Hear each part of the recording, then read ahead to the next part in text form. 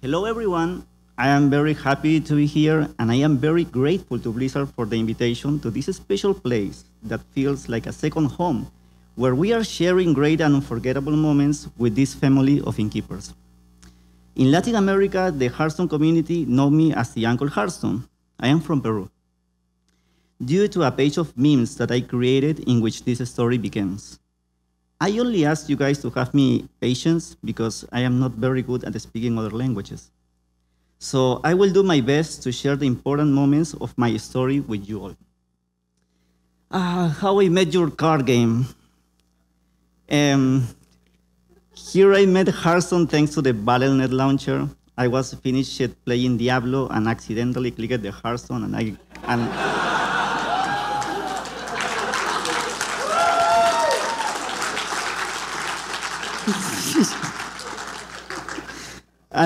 I got stuck since then. Okay, this another one. This is my relationship with the memes. After trying to walk alone around the social media, I discovered there were groups of Hearthstone in Facebook. Then I started to see that I had a predisposition to relate funny things with Hearthstone. This is what we call memes, right? So I started posting memes in these Facebook groups, and people like it a lot. I got so many likes in my memes publications, and somehow it felt good for me to make people laugh. Then I decided to create Jarston memes, and from that moment, one of the best stages of my life began. As the page grew, at the time the Hearthstone community manager for Latin America contacted me, thanking me for the continuous work with the community and that she had also laughed with the memes. This is something that I appreciate a lot about Blizzard because there are a few companies that recognize the voluntary contribution of those who create content for their games. Okay, next.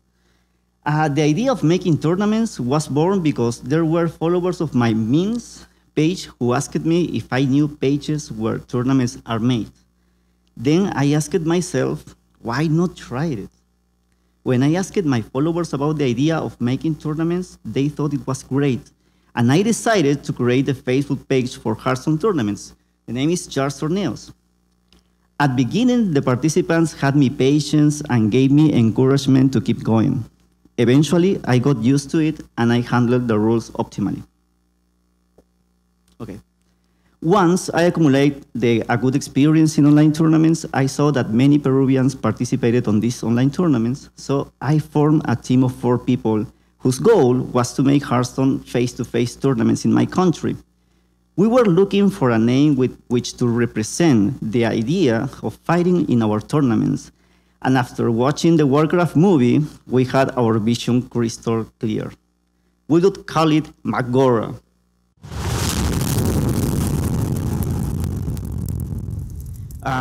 Okay. If you have a projection to grow as an organization, you will know that you won't be able to do everything by yourself. At least for me, it worked out. You will need support from people you can trust. If you work hard, one way or another, there will be people who will try to contact you to make a team with you. So it can be the moment to form a team. This is a bizarre story. This story started in a very strange way. It turns out that a person was organizing a Hearthstone tournament in a Starbucks, but it happens that he didn't offer any prizes. He only did it so that people come, know each other, and talk about Hearthstone and play for a while, which was great. We still didn't have a venue, and we wanted to see how an innkeeper organized a Hearthstone event in a venue like a Starbucks. So we decided to go there to watch and learn. We decided to take as a gift to the organizer a Hearthstone wallet that gave him for the first place of his tournament. It happens that when we arrived at the Starbucks, we didn't find the organizer. In fact, he never showed up at the venue. Once we got there, the Starbucks was full of people and we didn't know who were from Hearthstone. We didn't know. We didn't sit in an armchair and began to observe calmly who were the visitors. Then we saw that in the Facebook group where the event had been published, there were people commenting that they were already in the Starbucks waiting. When we saw their photos, we could identify who they were. The next step was to approach and talk with them.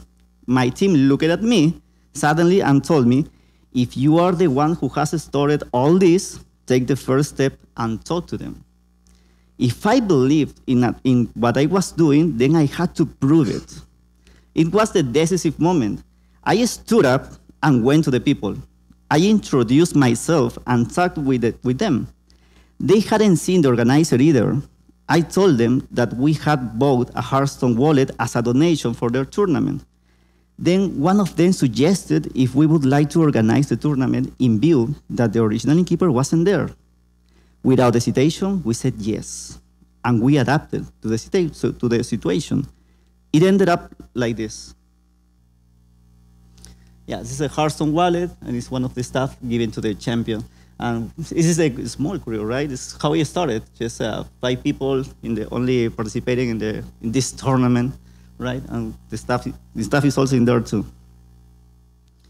Okay. Oh, it is the biggest challenge, the Magora one. This was the biggest challenge. Since we didn't have our own venue, we had to explore our options and find a venue that meets the necessary requirements for our patrons to feel comfortable. It was there where we found a restaurant and we went to talk with the owner about what we do. In order to convince him and earn his trust, we explained what the game was about. Then how we were going to make the tournament. We told him how we were going to make the advertising and how many people could come. Of course, that the advertising would be linked to his restaurant, but with elements of Hearthstone, so we can get the attention of the potential patrons. This could bring to the restaurant potential new clients from different places, and there were a high chance they consume the products on the day of the tournament, as it was several hours and would surely make them hungry. We also offered to take professional product photographs of their main dishes, and we would advertise them on our fan page. In this way, we would provoke even more the palate of the possible patrons. When wanting to convince anybody about an idea, especially if they are the venue's owner, speaking with confidence has always worked for me. To see that you care about their well-being, to see that you are very interested in him, as if it were your own venue. That he see you convinced that what you want to do will turn out well, that it will be a huge success. Here I show you a final photo of Magora. This is some advertising we do for the restaurant, linked to the restaurant. This is the Karasan adventure, yeah? And this was one of the main dishes, and Rexar is there like, I hunt alone. And this is the final picture of what it was the first of our Magoras. And then more Magoras came, and the family grew since then. Magora 2, Magora 3. Okay, let's do something for women, the Atelier. Atelier means like dedicated to. We saw that the women weren't going to the Fireside gatherings because they felt intimidated when they saw many men around. And probably didn't come back because one woman didn't find more women like her to talk to and play Hearthstone with. Thinking about this, we decided to make a Fireside gatherings only for women with the purpose of gathering all the women that play Hearthstone in one place and that they can meet each other. By becoming friends, the women could then go to the other Hearthstone events in groups and gain more confidence to participate in the tournaments, besides being able to train among them to be better and better players. This Fireside Gathering was made for them with elements of Hearthstone setting where everything looks as feminine as possible, so the women would feel more comfortable in the environment in which they were and more likely to know each other. Here there were raffles, prizes, drinks, snacks, and sweets. Even the Atelier champion had a spot to face the champion of the next Magora for a bigger prize. Here I would share some images of what Atelier was. These are the women's, this is the decoration. as the ends like this. Yeah, this is the final picture. And the Magora too.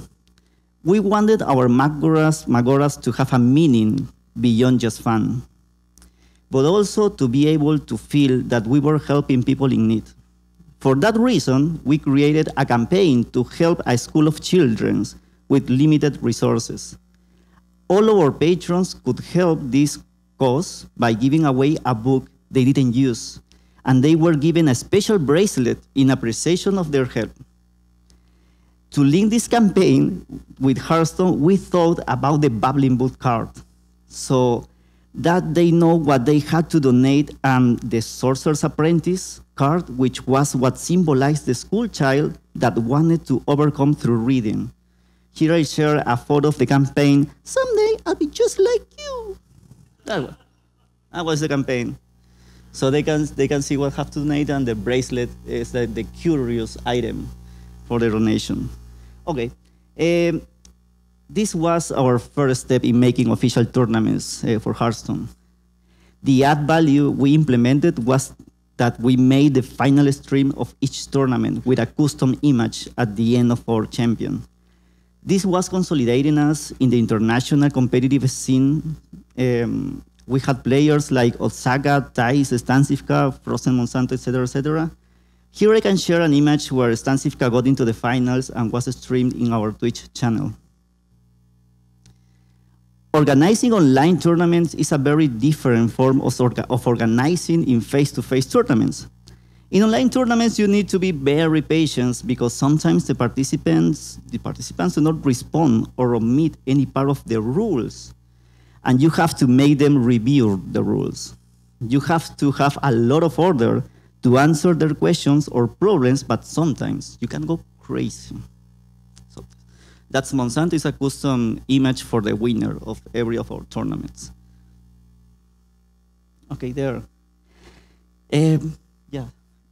Blizzard here give us their confidence to take care of an event where we would be receiving the qualified players of our country for the HCT playoff, and in parallel to make a fireside gatherings for the attendees.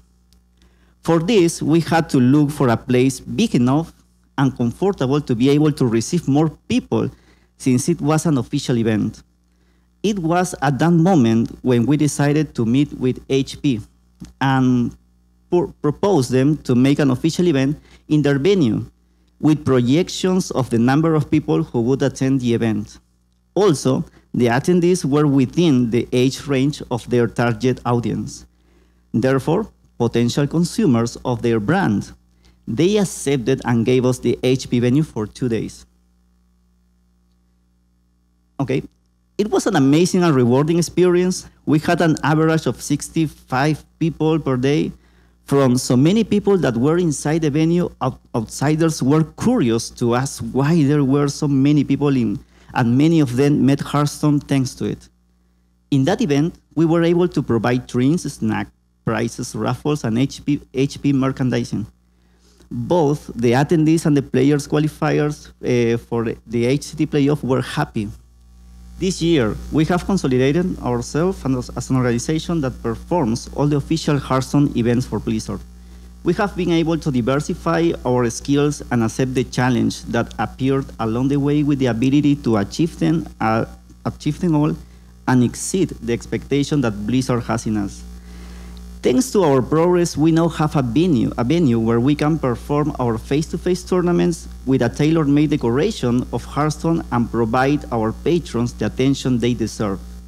We also offer higher quality in our streams when transmitting the finals of both the Tower Hero qualifier as of the Challenger Cups, offering a complete quality experience to all those who decide to participate in our tournaments and making them more known through our social networks. That's our current venue. Yep, this is the room for the players.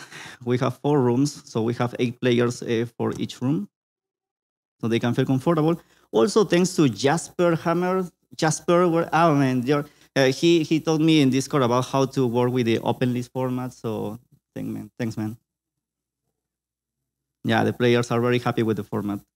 It's more competitive. What did I learn as an innkeeper? All this way as a tournament organizer has been very rewarding. Was full of great challenge of which I learned a lot.